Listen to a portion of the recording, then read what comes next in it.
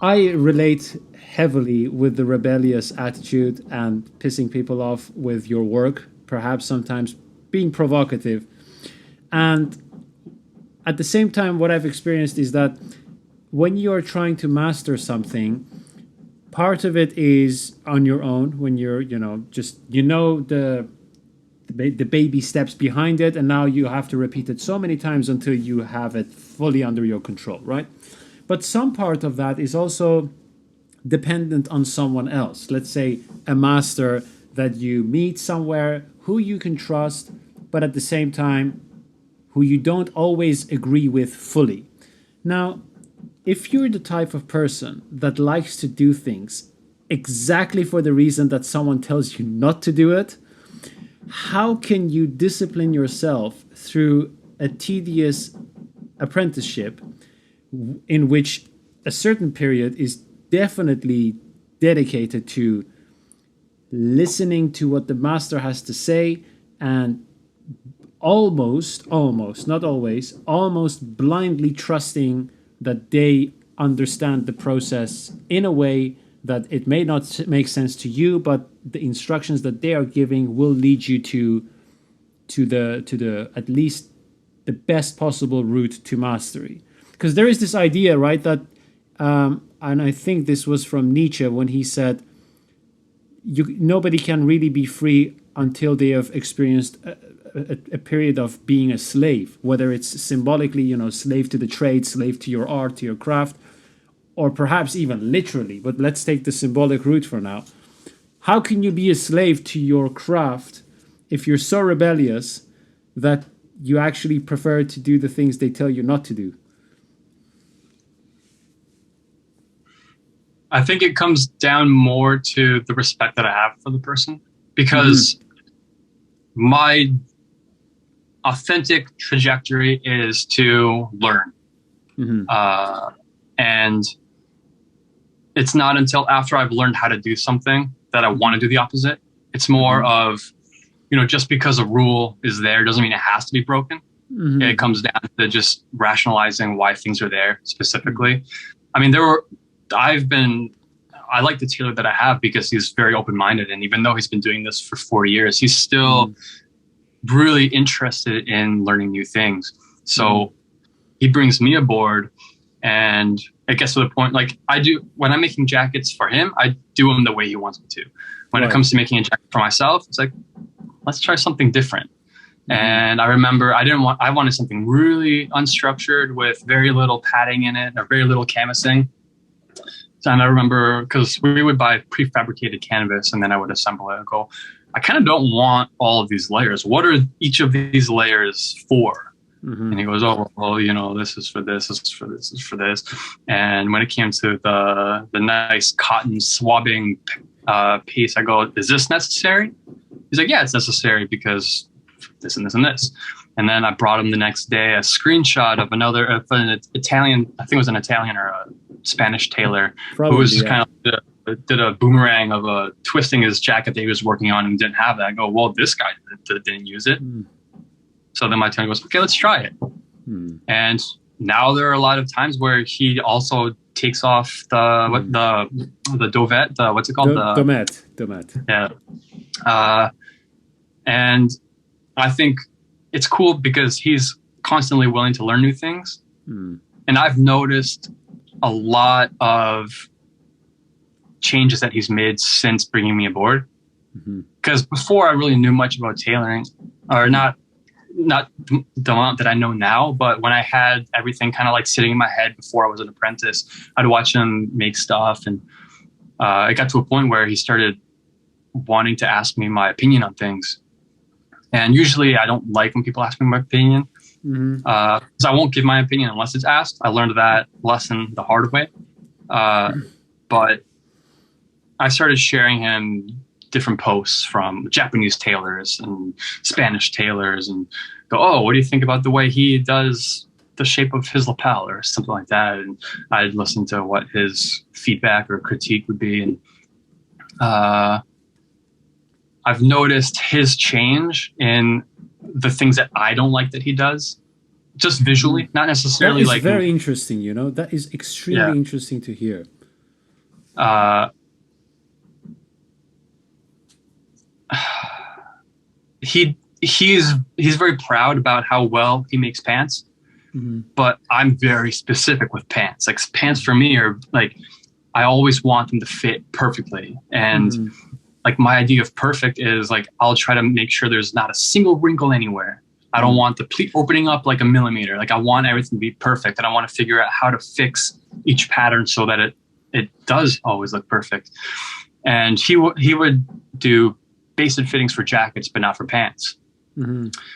And he would start doing fittings for people with the pants already made up. And I mean, there's issues that could have been prevented if you had done the fitting. Mm-hmm. So now it's getting to the point where I'm telling him, you gotta start doing basic fittings for pants. Mm-hmm. And it's just interesting to see the changes that he makes as a tailor, Mm-hmm. which he knows. Like he's been a tailor for so long. He's Parisian trained, and he's very specific on fit as well. But he has been a tailor in a society that has no idea what bespoke is. Mm-hmm. If he does a buttonhole by hand, he'll have someone complain that it doesn't look good. Like it doesn't look like it looks perfect. Why does this buttonhole look this way? Mm-hmm. Or if he would proudly say, you know, I hand padded these lapels. That's why they have such a nice roll. And the guy's like, okay. Mm-hmm. It's like, you know, that's an extra 3 hours of my time to pad lapels. It's like, I'm not going to bother doing it if nobody appreciates it. Mm-hmm. So I think, like, I've never really asked him. I feel like a lot of the stuff that he's very proud of doing in his craft, he's stopped doing because people just don't care. Mm-hmm. And I care about those things. I'm passionate about those things. So I'm starting to see things come back. Mm-hmm. But Toronto's a tricky place. Toronto's a very... Well, you know what one of the things that it makes me think, what you say about the tailor you're learning from and you're working with, is what is really the essence of being a master or becoming a master. And sometimes, you know, there are obvious explanations, like, you know, the person who's technically most capable or the person who has the most experience or whatsoever. But there seems to be, for me, something beyond that. And it brings me to questions like, you know, who is really a master? And is it the person who fails the most and learns the most from those failures? Is it the most curious person, even if they're not technically most capable or competent? Is it the person who has the most experience and the most perfect system but has no creativity? You know, which one is it, or the combination of which ones is it? What do you think? Like, if you would use all your experiences that you described briefly in this an hour and a half conversation, who would you categorize as a true master within a craft?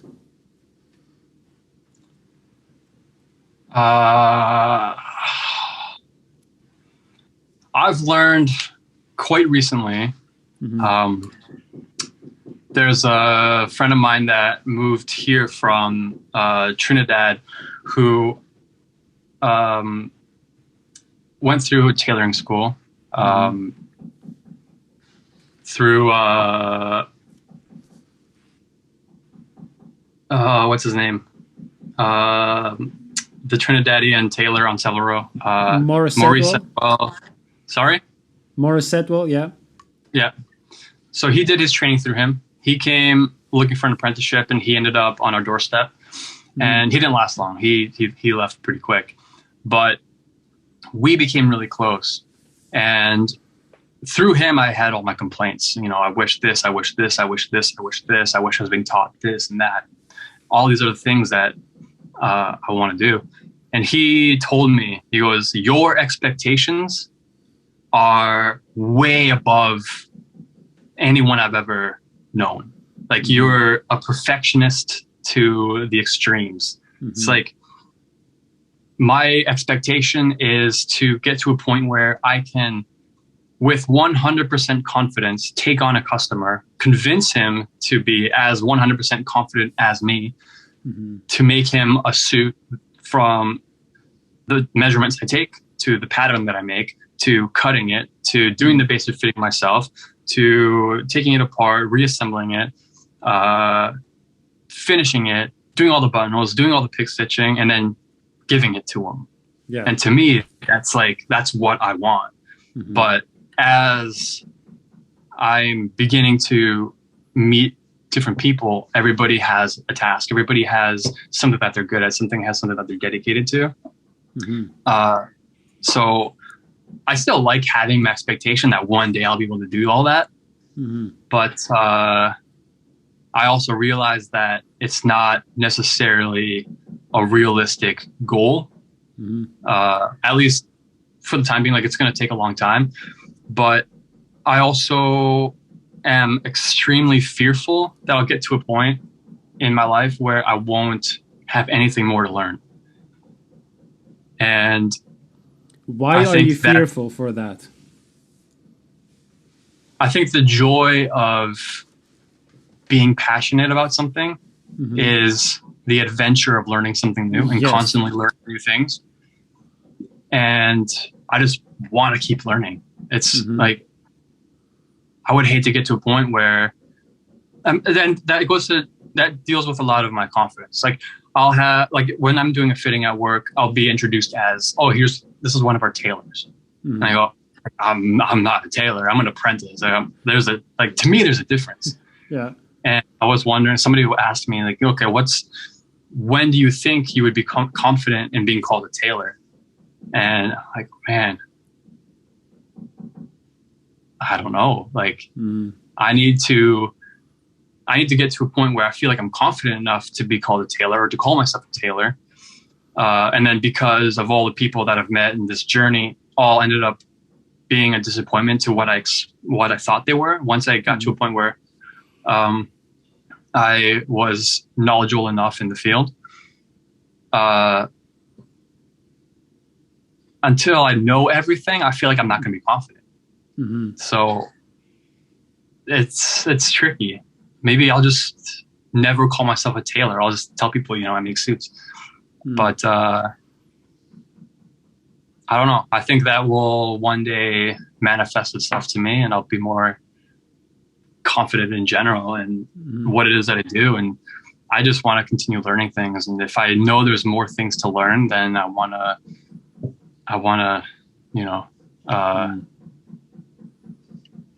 that's basically why I said that those 4 years of my life being homeless are some of the best years of my life, because I was in a point where I was so distracted in my depression and my anxiety and my stress that I wasn't realizing that I was in California in the foothills of Yosemite, in one of the most beautiful places in the world.